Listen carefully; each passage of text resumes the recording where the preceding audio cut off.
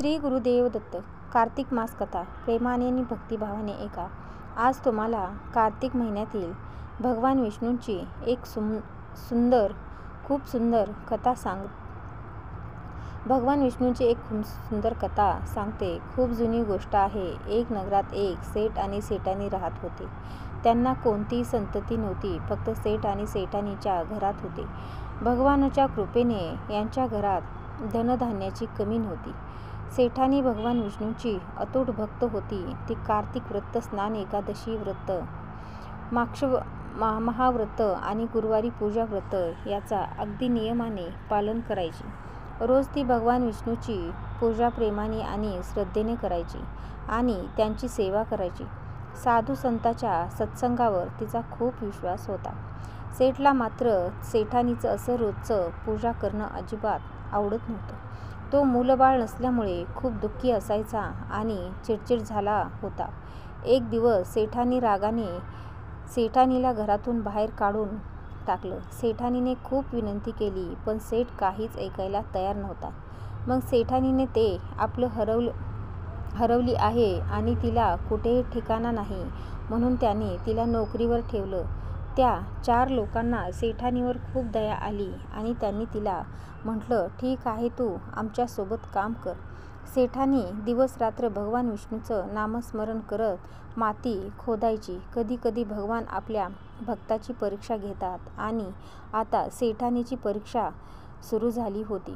तिच्याकडे कुठे राहण्याची सोय नव्हती म्हणून ती त्या खाणीजवळ एक गुहेतच राहू लागली. तिथं तिच्या अंघोळीची, स्वयंपाकाची किंवा भगवान विष्णूंना नैवेद्य दाखवण्याची काहीच साधनं नव्हती. त्यामुळे ती तशीच राहायची आणि उपाशी राहायची. कारण पूजा केल्याशिवाय ती स्वतः काहीच खायची नाही. काही दिवसानंतर सेठानीच्या हातावर मोठमोठे फोड आले आणि कडक उन्हात काम केल्यामुळे तिचे केसही गळून गेले.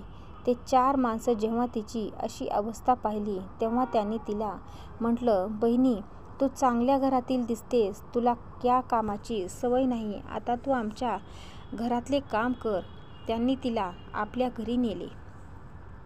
त्या 4ही लोकांना स्वयंपाक काहीच येत नव्हता. ते फक्त 4 मूठ अनाज आणायचे आणि ते कच्चे खायचे. सेठानीने पाहिलं आणि तिला खूप अजीब वाटलं. तिने त्यांना म्हटलं, भाऊ, उद्या 8 मूठ अनाज आणा. त्यांनी विचार केला की ती जास्त खात असेल म्हणून मागते.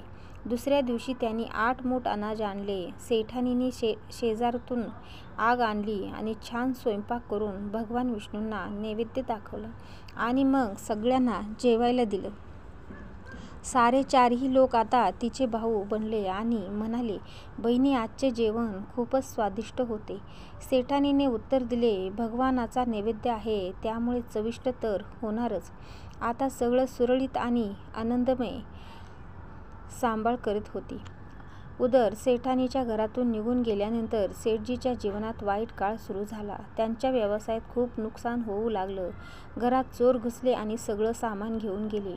सेठही उपाशी राहू लागला. शेजारी लोक म्हणू लागले की तो सेठानीच्या नशिबामुळेच खात होता. एके दिवशी सेठानीने ठरवले की तो सेठानीला शोधायला निघेल. शोधत शोधत तो जंगलात पोहोचला जिथे 4 माणसं माती खोदत होती. त्यानं पाहिलं आणि विचारलं, भाई, मला देखील कामावर ठेवा. त्या माणसांनी त्याला कामावर ठेवलं परंतु माती खोदल्यामुळं त्याच्या हातावर फोड आले आणि त्याचे केस गळू लागले. त्याची अशी अवस्था पाहून ते म्हणाले, तुला या कामाची सवय नाही, तू आमच्यासोबत घरात राहायला चल. सेठ त्या 4ही माणसांसोबत त्यांच्या घरी गेला. सेठानीने घुंगटात होती त्यामुळे सेठजीला ती दिसली नाही. सेठानीने नेहमीप्रमाणे सर्वांसाठी भोजन तयार केले आणि भगवान विष्णूंना नैवेद्य दाखवला. 4ही भावांना भोजन वाढले पण जेव्हा ती सेठजी भोजन वाढायला गेली तेव्हा भगवान विष्णूंनी तिचा हात पकडला. सेठानी खूप हैराण झाली. भाऊ म्हणाले, आम्हाला हे भगवान विष्णूचं दर्शन करायला हवं. तेव्हा भगवान विष्णू प्रगट झाले आणि सर्वांनी त्यांचे दर्शन घेतले. सेठानीने आपला घुंगट उचलला आणि सेठ व सेठानीने एकमेकांना पाहिलं. सेठने भगवान विष्णू आणि सेठानीची माफी मागितली आणि तिला परत घरी नेण्यासाठी केली. भगवान आणि बहीण भरपूर आशीर्वाद देऊन तिचं मोठं सन्मान विदा केली. आता सेठ देखील सेठानीसोबत भगवान विष्णूची पूजा करू लागले आणि त्यांची भक्ती करू लागले. त्यामुळे त्यांच्या घरात पुन्हा धनधान्य भरलं आणि काहीच दिवसात त्यांच्या आयुष्यात सर्वात मोठी कमी दूर झाली. त्यांना भगवान विष्णूंच्या कृपेने एक मुलगा झाला. हे भगवान विष्णू, जसं तुम्ही सेठ आणि सेठानीवर कृपा केली तशीच ही कथा ऐकणाऱ्यावरही करा. बोला विष्णू भगवान की जय. हे श्री हरी विष्णू, तुम्ही अनंत आहात. तुम्ही सच्चिदानंद स्वरूप निराकार आहात.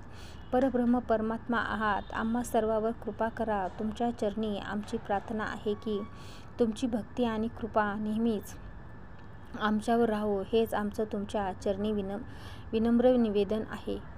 श्री गुरुदेव दत्त.